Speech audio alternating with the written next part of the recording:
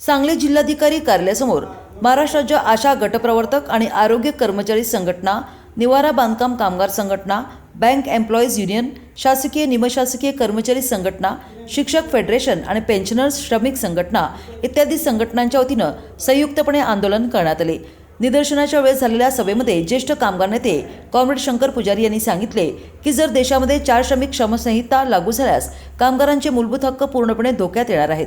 देशातील सर्व केंद्रीय कामगार संघटनांचा 4 श्रमसंहितांना विरोध असून सुद्धा जबरदस्तीने 4 श्रमसंहिता राबवण्याचा भारत सरकारच्या प्रयत्नाचा निषेध करत असल्याचे यावेळी कॉम्रेड शंकर पुजारी यांनी सांगितले आहे।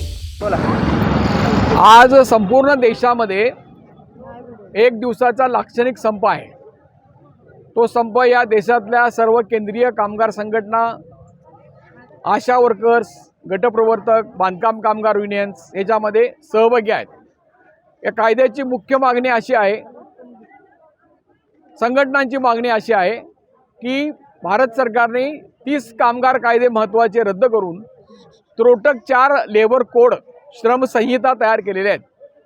या श्रमसंहितेमुळे कामगारांचे हक्क धोक्यात आलेले आहेत आणि देशातल्या कामगारांच्यावर गुलामगिरी लादली जाते।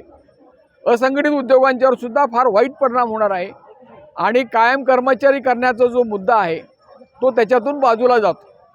त्याच्यासाठी या सर्व 4 लेबर कोड रद्द करा अशी मागणी आहे। यामध्ये बँक युनियनसुद्धा आहेत, बँक कर्मचाऱ्यांनी सुद्धा या ठिकाणी निदर्शनं केलेली आहेत आणि त्याच्यामुळे की याबद्दल आपल्याला